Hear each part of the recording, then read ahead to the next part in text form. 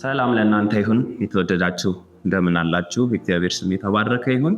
የመጽሐፈ ሩት ጥናታችንን ቀጥለናል። ሁለተኛውን ክፍል ይዘንላችሁ በተናል። በባለፈው ክፍል መግቢያውንና የምዕራፍ አንድን አይተን ነበር። ምንድነው የመጽሐፉ ኮንቴክስት ባክግራውንድ ምን ይመስላል፣ ማን የጻፈው፣ እንዴት ተጻፈ፣ ለምን ተጻፈ፣ በምን አይነት ሁኔታ ውስጥ ተጻፈ፣ ምን አይነት ጊዜ ላይ ተጻፈ የሚለውን ዝርዝር አይተን ምዕራፍ አንድ ላይ ያለውን ዋና ዋና ሐሳብ አይተን ነበር ያቆምነው። ዛሬ ምዕራፍ ሁለትን እንቀጥላለን። ምዕራፍ ሁለት እንግዲህ ከምዕራፍ አንድ ጋር የተያያዘ ነው። ባለፈው ምዕራፍ አንድን ስናጠቃልል እንደምታስታውሱት ምዕራፍ አንድ ሲጨርስ የመጨረሻው አረፍተ ነገር ለምዕራፍ ሁለትና ቀጥሎ ሊመጣ ላለው ታሪክ ፍንጭ ሰጥቶ የሆነ ብራይት ነገር አሳይቶ ጭልም እንዳለ የሚቀር ሳይሆን የሆነ አዲስ ተስፋም እንዳለ አዲስ የሚፈነጥቅም ነገር እንዳለ ነግሮን ነው የሚያበቃው ብለን ነበር ያቆምነው። ምዕራፍ ሁለት በዛ አይነት መልኩ ነው የሚቀጥለው ማለት ነው። አዲስ ተስፋ ይዞ ነው የሚመጣው። ምዕራፍ ሁለት ከቁጥር 1 ጀምሮ እያነበብንም እያወራንም እንቀጥል አንድ ላይ። ለኑሃሚንም ባል የሚዛመደው ከአቤሜሌክ ወገን የሆነ ኃያል ሰው ስሙ ቦዔዝ የተባለ ሰው ነበረ። ሞዓባዊቱም ሩት ኑሃሚንን በፊቱ ሞገስ የማገኘውን ተከትዬ እህል እንድቃርም ወደ እርሻ ልሄድ አለቻት። እንግዲህ እነዚህ ሁለት ሴቶች ባል የሞተባቸው ሴቶች ናቸው። ሁለቱም ወደ ምድሯ ተመልሳለች። ሞዓባዊት የሆነችው ባለፈው አንድ ማስተካከያ ለመስጠት ሞዓብ የሚለውን ከየት ነው የመጣው፣ ሞዓባውያን ከየት ነው የመጡት የሚለውን ስናገር ኤክስፕሌን ሳደርግ የኖህ ልጆች እንደሆኑ ነበር ያወራሁት። ስህተት ነው። ሎጥ በሚለው ይስተካከል። የሎጥ ልጆች ሁለቱ ሴቶች አስክሯቸው የወለዱ እንደሆኑ የወለዳቸው ልጆች የሎጥ ልጆች እንደሆኑ በዛው ማስተካከያ ሰጥቼ ልለፍና ልክ ሲጀምር የመጀመሪያው አረፍተ ነገር ለኑሃሚንም ባል የሚዛመደው ከአቤሜሌክ ወገን የሆነ ኃያል ሰው ስሙ ቦዔዝ የተባለ ሰው ነበር ይልና ቀጥሎ የሚገባው ወደ ሴቶቹ ታሪክ ነው። ወደ ሩትና ወደ ኑሃሚን ታሪክ ነው የሚገባው። ሰውየውን ብቻ ሜንሽን አድርጎ ይቀጥላል ማለት ነው። እና ሰውየውን ሜንሽን የሚያደርገው ከላይ ካለው ከመከር የገብስ መከር ወቅት ከመጀመሩ ጋር ተያይዞ ለሚመጣው ታሪክ እንደ መንደርደሪያ እያነሳ ነው ማለት ነው። ባለፈው እንዳልኳችሁ የሩት መጽሐፍ በጣም ውብ የሆነ የስነ ጽሁፍ አዘጋገብ፣ በጣም ቅልብጭ ያለ ቁጥብ የሆኑ ቃላትን በመጠቀም ብዙ ታሪክ የሚጠቅስልን የሚዘግብልንና በጣም ውብ የሆነ የአዘጋገብ ሂደት ያለው ነው። ስለዚህ ይሄም አንዱ የመጽሐፉ ኳሊቲ ነው ማለት ነው። ቀጥሎ ሊመጣ ካለው ነገር ጋር ፍንጭ እየሰጠ ኮኔክት እያደረገ ነገሮችን ያስቀመጠ ይሄ ፎርቴሊንግ የሚባለውን ቀድሞ ሊመጣ ያለን ነገር የነገረን ነገሮችን በየቦታው ያስቀመጠ የሚሄድ አይነት ነው ማለት ነው። ስለዚህ አቤሜሌክን ሜንሽን ያደርግና አቤሜሌክ የቦዔዝ ዘመድ ነው፣ ኃያል ሰው ነው፣ በከተማ ውስጥ የታወቀ ሰው ነው። ባለጠጋ ኃያል የሚለው ሰው የታወቀ ሰውና ባለጠጋ የሚለውን በሌሎች ትርጉሞች ላይ ፓራሌል ይጠቀማል። ስለዚህ እዚህኛው ትርጉም ላይ ኃያል የሚለው አንድ ኃያል ሰው አለ፣ አንድ ባለጠጋ የሆነ ሰው አለ፣ አንድ ከተማ ውስጥ ታዋቂ የሆነ ሰው አለ። ወደ ምድራቸው ከተመለሱ በኋላ ወደ ቤተልሔም ከተመለሱ በኋላ እነዚህ ሰዎች ርስት የላቸውም፣ ገቢ የላቸውም፣ ኑሮ የላቸውም፣ የሚበሉት የላቸውም ማለት ነው። ስለዚህ በድህነት የሚኖሩ ሰዎች ስለሆኑ ቁጭ ከምንል ለምን ገቢ አናገኝም፣ ለምን ምግብ መሰብሰብ አልጀምርም ብላ ሩት ይህንን ኃላፊነት ትወስዳለች ማለት ነው። ምክንያቱም መመገብ ስላለባት ኑሃሚንን ማለት ነው። ስለዚህ ኑሃሚንን በፊቱ ሞገስ የማገኘውን ተከትዬ እህል እንድቃርም ወደ እርሻ ልሂድ አለቻት። ይሄም በእስራኤል ባህል በዘሌዋውያን 19 ቁጥር 9 እና 10 ላይ እንዲሁም ዘዳግም 24 እና 19 22 ድረስ ባሉት መጽሐፎች ላይ እግዚአብሔር አምላክ ከቃርሚያ ላይ እህል ከታጨደ በኋላ አጭደው ካለፉ በኋላ ተመልሰው መጥተው ከመሃሉ የሚንጠባጠበውን እህል የሚወድቀውን እህል ከአጫጆች እጅ አምልጦ የሚወድቀውን እህል ተመልሰው መጥተው እንዳይሰበስቡት እና ለድሆች እንዲተውላቸው፣ ለመጻተኞች እንዲተውላቸው፣ የሚቸገሩ ሰዎች እንዲተውላቸው ኦልሬዲ ሕግ ሰጥቷል ማለት ነው እግዚአብሔር አምላክ። ስለዚህ ያንን ሕግ ተከትላ ነው ሩት ሄዳ በዚህ ሕግ መሰረት አጫጆች ናቸው የገብስ መከር የሚሰበሰብበት ወቅት ነው። መጀመሪያ የሚሰበሰበው ገብስ ነው። ከዛ ቀጥሎ ስንዴ ይሰበሰባል። ስለዚህ ገና የመከር ወቅት መጀመሩ ስለሆነ ሄጄ ገብስ ልሰብስብ ትላታለች። ይሄ በሕግ የተፈቀደ ነው። የድህነት ኑሮ ውስጥ የሚኖሩ ሰዎች ናቸው ሩትና ኑሃሚን ስለዚህ ኢቭን ኑሃሚን ሩት መጻተኛ ሴት ናት፣ ከሌላ ሀገር የመጣች ሴት ናት። ስለዚህ በህግ የተፈቀደላት ነገር ነው ማለት ነው። ሄዳ እግዚአብሔር እንዲያደርጉት የሰጣቸው ስራ ነው ማለት ነው። የተወላቸው በህግ የተፈቀደላቸው ስራ ነው ማለት ነው። ስለዚህ ሩትን አስፈቀደቻት። እርሷም ልጄ ወይ ሂጂ አለቻት። ሄደችም ከአጫጆችም በኋላ በእርሻ ውስጥ ቃረመች። እንደ አጋጣሚውም የአቤሜሌክ ወገን ወደ ነበረው ወደ ቦዔዝ እርሻ ደረሰች ይላል። ከላይ ሜንሽን ወደ ተደረገው ሰው እርሻ ደረሰች። እዚህ ጋር የእግዚአብሔር መለኮታዊ ግጥምጥሞሽ አለ። ታሪኩን ወደ በኋላ ላይ ስናየው ያው ከታሪክ በኋላ ስለሆነ የምናየው የምናነበውም የምንኖረው ታሪኩ ሄዶ የቱ ጋር ኮኔክት እንደሚያደርግ ይገባናል ማለት ነው። ስለዚህ ለእሷ አጋጣሚ ነው። ለእሷ ያገኘችው እርሻ ውስጥ ገብታ የምትቃርመው ቃርሚያ ነው። ለሩት ጀስት ኦርዲነሪ የሆነ ስታልፍ የትኛው እርሻ ውስጥ ልግባ ብሎ የመግባት ያክል ነው። እግዚአብሔር ግን ዘላለማዊ ፈቃዱን ዘላለማዊ አጀንዳውን ሄዶ ክርስቶስ ድረስ የሚደርሰውን ታሪክ የሚያገጣጥምበት ጉዳይ ሆነ ማለት ነው። ስለዚህ ቁጥር 3 ላይ እንደ አጋጣሚውም ብሎ ጸሐፊው አጋጣሚ እንደሆነ ሜንሽን ያደርጋል። which is ምጸታዊ አይነት አገላለጽ ነው። እንደ አጋጣሚውም የአቤሜሌክ ወገን ወደ ነበረው ወደ ቦዔዝ እርሻ ደረሰች። እነሆም ቦዔዝ ከቤተልሔም መጣ። ልክ እሷ ልትቃርም ስትገባ ወደ እርሻው ስትገባ ወደ ገብሱ ማሳ ስትገባና መቃረም ስትጀምር የዛኑ ቀን ደግሞ አቤሜሌክም ሾዋፕ ያደርጋል። እርሻው እንዴት ነው፣ አጫጆቹ እንዴት ናቸው፣ አዝመራው እንዴት ተይዟል የሚለውን ይቀጥላል። ሌላ አጋጣሚ ማለት ነው። ቦዔዝ ወደ ስፍራው ከቤተልሔም መምጣቱ ማለት ነው። አጫጆችንም እግዚአብሔር ከእናንተ ጋር ይሆናላቸው፣ እነርሱም እግዚአብሔር ይባርክ አሉት። which is በእስራኤል የተለመደ የሰላምታ አሰጣጥ አለዋወጥ አይነት ነው።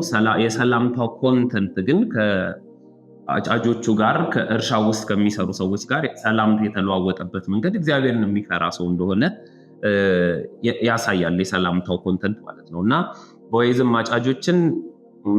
በአጫጆች ላይ አዛዥ የነበረውን ሎሌውን ጠራና እርሻውን አየ። እንዴት እየሄደ ነው፣ የአዝመራው መሰብሰብ ስራ እንዴት እየሄደ ነው ሲል ካየ በኋላ በዛ መሃል ግን አንድ አቴንሽኑን የሳበው ነገር ነበር። አንድ ትኩረቱን የሳበው ነገር ነበር። አንድ ቆም ያደረገው ነገር ነበር። ስለዚህ ያ ነገር ምንድነው ሪሊ ምንድነው የሚለውን ለማወቅ የአጃጆቹን አለቃ ጠራውና ይቺ ማናት ብሎ ጠየቀው። ይቺ ቆንጆ የማናት አለው። ሰምሃው አቴንሽኑን ስባው ነበር ማለት ነው። ማለት ጀስት ከአጫጆች አሉ፣ ከአጫጆቹ ቀጥሎ ደግሞ ሴት ገረዶች አሉ። አጫጆቹ እያጨዱ ይሄዳሉ፣ ሴት ገረዶች ደግሞ ከኋላ እየተከተሉ እህሉን ይሰበስባሉ። ከነሱ የተረፈውን ነው ተሰበስብ የነበረው ሩት እና አጫጆቹም ውስጥ የሌለችበትም ቃርሚያ ሰብሳቢዎችም ውስጥ ይሄ እህሉን የሚሰበስቡትም ሴቶች ውስጥ የሌለችበት አንዲት ሴት አቴንሽኑን ስባው ነበር። which is ቆንጆ ናት። እቺ ቆንጆ የማናት ብሎ ነው የጠየቀው ማለት ነው። እና ይህቺ ቆንጆ የማናት አለው። የአጫጆቹ አዛዥ ይህችማ ከሞዓብ ምድር ከኑሃሚን ጋር የመጣች ሞዓባዊቱ ቆንጆ ናት አለው። ሰምሃው ደመግቡ እንደሆነች አቴንሽን የምትስብ ቆንጆ እንደሆነችም ይነግረናል ማለት ነው። እና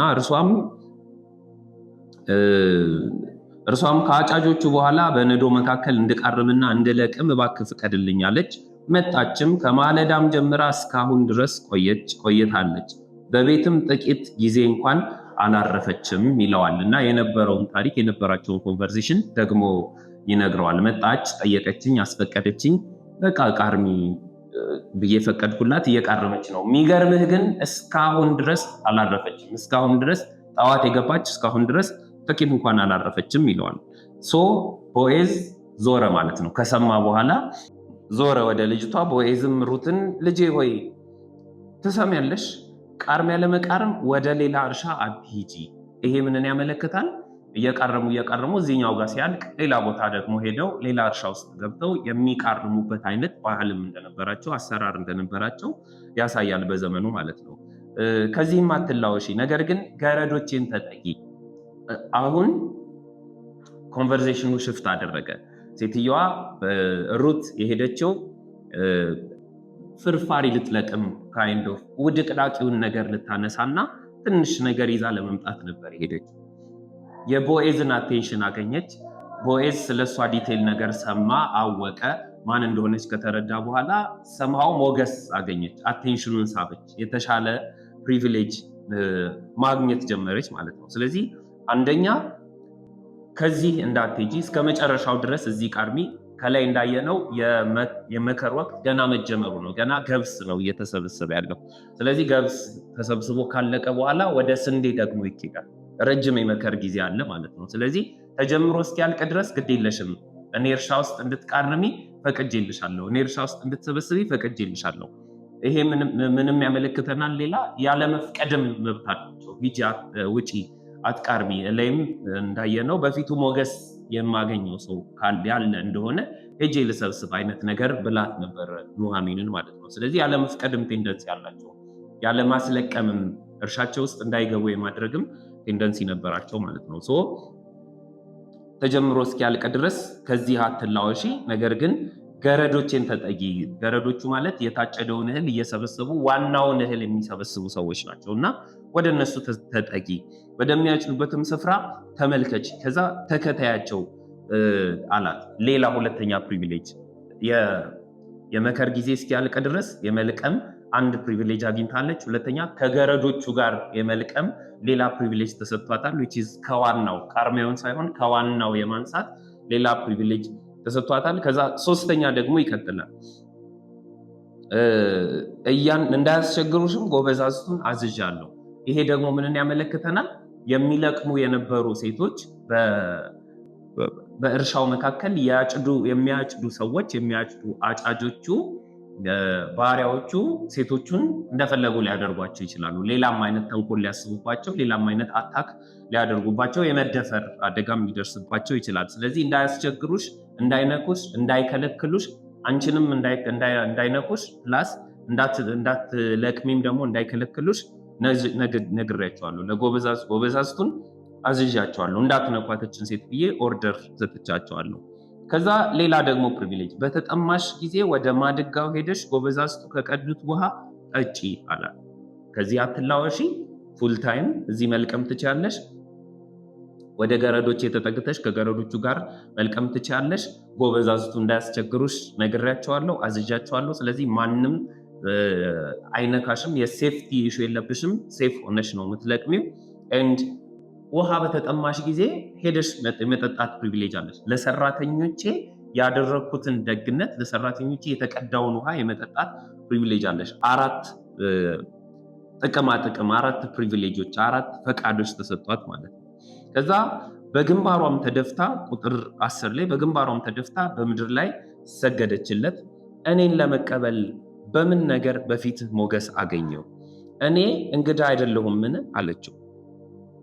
አሁን የሰጣት ፕሪቪሌጆች፣ የተፈቀዱላት ፈቃዶች፣ የሆኑላት ነገሮች እውነትም የሚያስጠይቁ ናቸው። እንደዚህ ማለት አንድ መጻተኛ ለሆነች ሴት፣ ከሌላ ሀገር ተሰዳ ለመጣች ሴት፣ ድሃ የሆነች ሴት ማለት ቃርሚያ የምትቃርም ለሰርቫይቫል የምትኖር የወዳደቀ ነገር የምትለቅም ሴት ይሄ ሁሉ ፕሪቪሌጅ ከገረዶቹ ለአንዱ መሀል ላይ ካሉት ከጎበዛዝቱ ለአንዱ ያልተደረገን ይህንን ፕሪቪሌጅ እንዴት ላገኝ ቻልኩ? እንዴት ልሰጠኝ ቻልኩ? ቴንኪው እግዚአብሔር ይባርካ፣ አመሰግናለሁ ስላደረግልኝ ነገር።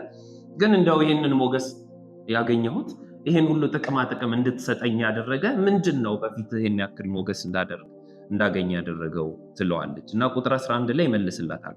ቦዔዝም ባልሽ ከሞተ በኋላ አባትሽንና እናትሽን የተወለድሽባትንም ምድር ትተሽ ቀድሞ ወደማታውቂው ሕዝብ እንደመጣሽ ለአማትሽ ያደረግሽውን ነገር ሁሉ ፈጽሞ ሰምቻለሁ። ኦኬ፣ ከዚህ በፊት ለካስ ለዚህ ቤተሰብ፣ ለአማትሽ፣ ለዚህ ሕዝብ ሕዝብሽ ሕዝቤ ይሆናል፣ አምላክሽ አምላኬ ይሆናል ብለሽ ያደረግሽው ያ ሁሉ ኮሚትመንት፣ ወላጆችሽን ትተሽ፣ ሀገርሽን ትተሽ፣ የምታውቂውን ሕዝብ ትተሽ እኛ መሀል መገኘትሽ ዋጋ አሰጥቶሻል፣ ክብር አሰጥቶሻል። ይህንን ያደረግኩልሽን ያገኘሻቸውን ጥቅማ ጥቅሞች፣ ያገኘሽውን መጠጋት፣ ያገኘሽውን ክብር ያስገኘልሽ ቀድመሽ የከፈልሽው ዋጋ፣ ለአማትሽ የከፈልሽው ዋጋ ነው።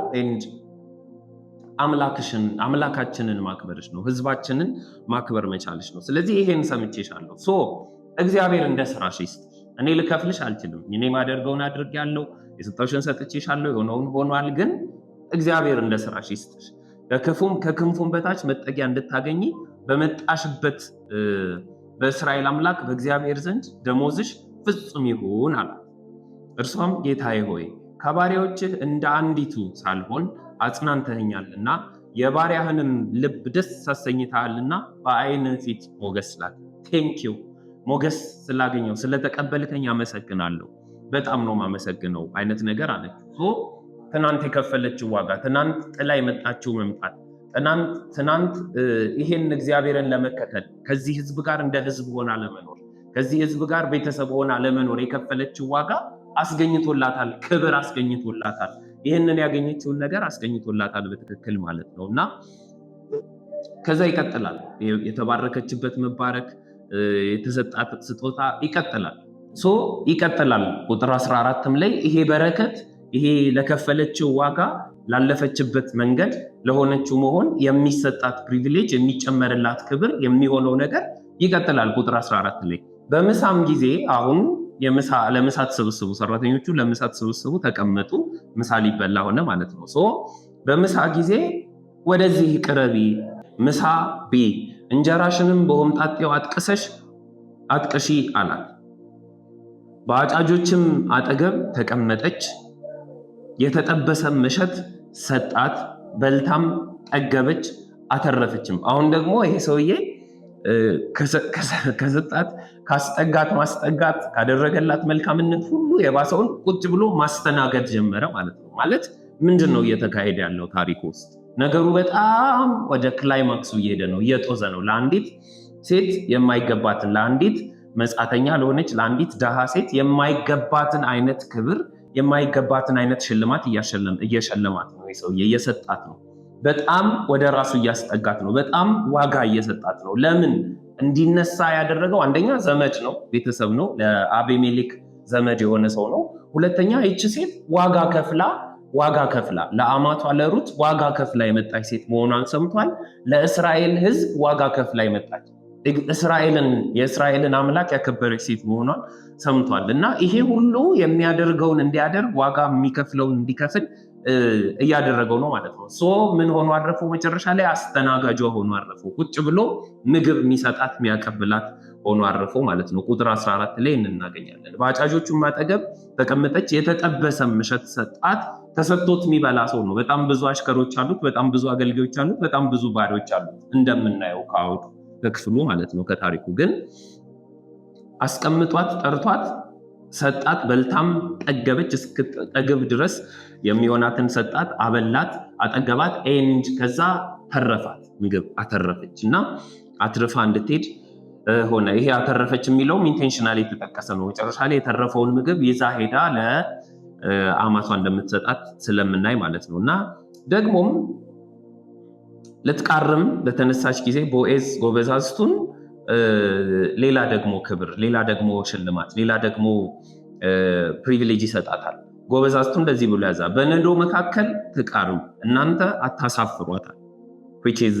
ከነዶ ላይ በቃ ዋና ከሆነው ከእህሉ ላይ ከአዝመራው ላይ እንድትቃርም ተዋታል። ማለት ይሄ ትርፍራፊውን ውድቅዳቂውን ሳይሆን የምትቃርመው ዋናውን ከነዶ መካከል ከተቀመጠው ከነዶ መካከል እየቃረመች የምትችለውን ያክል ትውሰድ ማለት ነው። እቺ ሴትዮ ከሰርቫይቫል ኢሹ እየወጣች ነው ማለት ነው። ከድህነት ኢሹ ለድሆች ከተፈቀደው ለመጻተኞች ከተፈቀደው ኤሪያ እየወጣች ዋናውን ኦሪጂናል የሆነውን ዋናውን እህሉን ወደ መሰብሰብ ፕሪቪሌጅ ተጠጋች ማለት ነው። በነዶ መካከል ትቃርም፣ እናንተም አታሳፍሯት፣ ደግሞም ከነዶ አስቀርታችሁ ተውላት፣ ሁሉንም አታንሱ፣ እርሷም ትቃርም አትውቀሷትም ብሏል።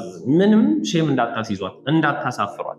ለምን ትቃርም ያለሽ? ለምን ዋናውን ትነቅ ያለሽ? ለምን ወደ ነዶ መካከል ገባሽ እንዳትሏት፣ ከፈለገችው ትቃርም፣ አታሳፍሯት፣ አትውቀሷት ብሎ ትእዛዝ ሰጣቸው ማለት ነው። በዚህ ትእዛዝ መሰረት ቁጥር 17 ላይ በእርሻው ውስጥ እስከ ማታ ድረስ ቃረመች፣ የቃረመችውንም ወቃችው፣ አንድ የኢፍ መስፈሪያ ያህልም ገብስ ሆነ ይላል። እንግዲህ በሴት አቅም ነው ስትቃርም ነበር፣ ማታ ድረስ ስትቃርም ነበር። አንድ የኢፍ መስፈሪያ ያክል ገብስ አገኘች ማለት ነው። ስለዚህ አንድ የኢፍ መስፈሪያ ገብስ ማለት ወደ 17 ኪሎ አካባቢ የሚሆን ወይም የኢፍ መስፈሪያ ማለት ለፈሳሽም መያዣ የሚጠቀሙበት ዕቃ ነው። 17 ሊትር አካባቢ የሚይዝ እቃ ነው። ስለዚህ 17 ኪሎ የሚሆን ያክል ሊትር እና ኪሎ ኢኩቫለንት ነው ቮሊዩማቸው የሚያዘክማቸው ማለት ነው። ስለዚህ 17 ኪሎ የሚያክል እህል ቃረመች፣ ገብስ ቃረመች እና ተሸክማ ሰክሰስፉል የሆነ ቀን ነው ይሄ። ለብዙ ቀን የሚሆናቸው ነው። 17 ኪሎ እንግዲህ በአንድ ቀን አይበላም፣ ሁለት ናቸው። ስለዚህ ለረጅም ጊዜ የሚሆናል። ፍርፍራፊ ልልቀም፣ ውድቅዳቂ ምግብ ልልቀም፣ የሚተራረፍ ነገር ካገኘው እግዚአብሔር ሞገስ ከሆነኝ ብላ የወጣች ሴት በሚገርም ክብር፣ በሚገርም ተቀባይነት፣ በብዙ ጥቅማ ጥቅም፣ በብዙ ፕሪቪሌጅ ተሸልማ ተሹማ ከዋናው ቃርማ ለብዙ ጊዜ የሚሆናቸውን እህል ይዛ መሄድ ቻለች ማለት ነው። እና ተሸክማም ወደ ከተማው ገባች ይላል ቁጥር 18 ላይ። አማቷም የቃረመችውን አየች። አይ ቲንክ ሰርፕራይዝ ሳትሆን አትቀርም። ምንድን ነው ይሄ ሁሉ ብላ ሳትደናገጥ አልቀረችም። ተሸክማም ወደ ከተማው ገባች። አማቷም የቃረመችውን አየች። ከጠገበችም በኋላ የተረፋትን አውጥታ ሰጠቻት። እዛ ምግብ አትርፋ ነበር። ቦዔዝ ካስተናገዳት በኋላ በልታ ተርፏት ያስተረፈችው ነበር። እሱን ይዛላት ሄደችው። እሱን ሰጠቻት፣ በላች። አማቷም ዛሬ ወዴት ቃረምሽ? ወዴትስ ሰራሽ? የተቀበለሽ የተባረከ ይሁን አለች። ልክ ስታያት ከእሷ መልሱንም አልጠበቀች። የት ነው የዋልሽው? ከየት ነው የቃረምሽው? ካይንድ ኦፍ ይሄ ሁሉ ምንድን ነው? ከየት የመጣ ነው? እግዚአብሔር ይባርከው። የተቀበለሽን ያስቃረመሽን እርሻ ውስጥ ያዋለሽን እግዚአብሔር ይባርከው ብላ መባረክ ጀመረች ማለት ነው። ወዲያ የተባረከ ይሁን አለቻት። ቁጥር 19 ላይ እርሷም ዛሬ የሰራውበት ሰው ስም ቦዔዝ ይባላል ብላ በማን ዘንድ እንደሰራች ለአማቷ ነገረቻት። ኑኃሚንም ምራቷን ቸርነቱን በሕያዋንና በሙታን ላይ አልተወምና በእግዚአብሔር የተባረከ ይሁን አለቻት። ስለ ቦዔዝ ነው የምታወራው። ቸርነቱን በሕያዋንም በሙታን ላይ ባለነው በእኔና በአንቺም ላይ ፕላስ በሞቱት ዘመዶቻችንም ላይ አልተወምና በእግዚአብሔር የተባረከ ይሁን። እሱ እግዚአብሔር ይባርከው።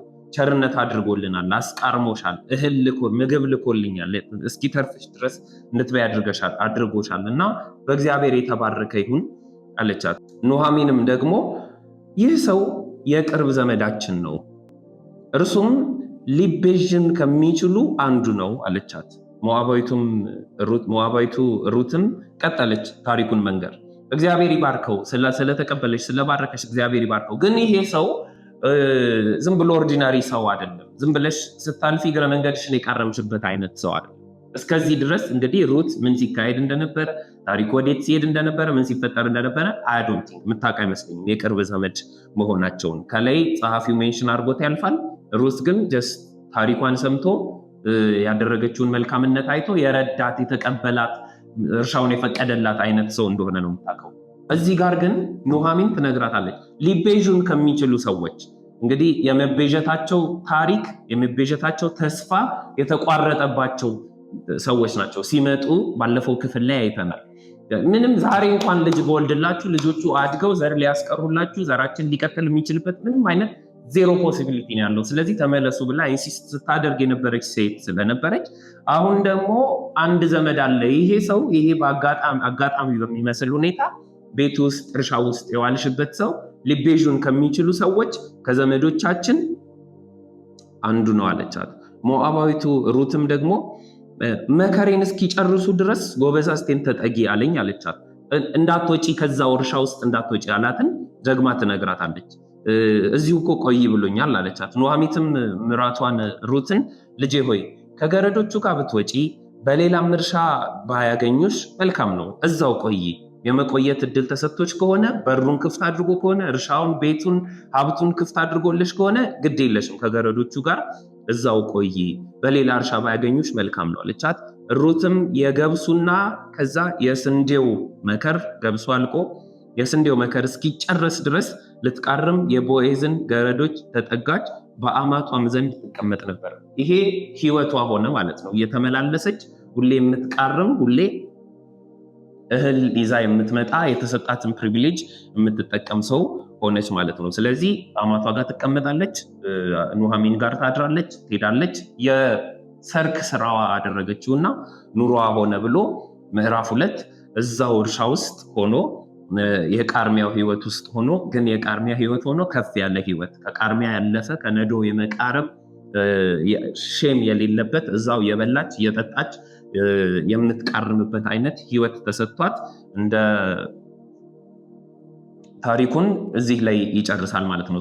ምዕራፍ 2ን በግርድፉ ስናየው ይህንን ይመስላል። የታሪኩ ፍሰት በጣም ደስ ይላል። ክላይማክሱ አሁን እየጨመረ ነው እየሄደ ያለ። ቦዔዝን አገኘችው። ቦዔዝ የተለያዩ ፕሪቪሌጆችን ሰጣት፣ ባረካት፣ አስገባት፣ ገባች። ሩት አሁን እንደ ድሮ ይሄ የሰርቫይቫል ኢሹ የምግብ ኢሹ ያለባት ሴት አይደለችም። ምክንያቱም ከዋናው ከነዶ እንድትቃርም ፈቃድ የተሰጣት ሴት ሆና ታሪኩ ይቀጥላል ማለት ነው።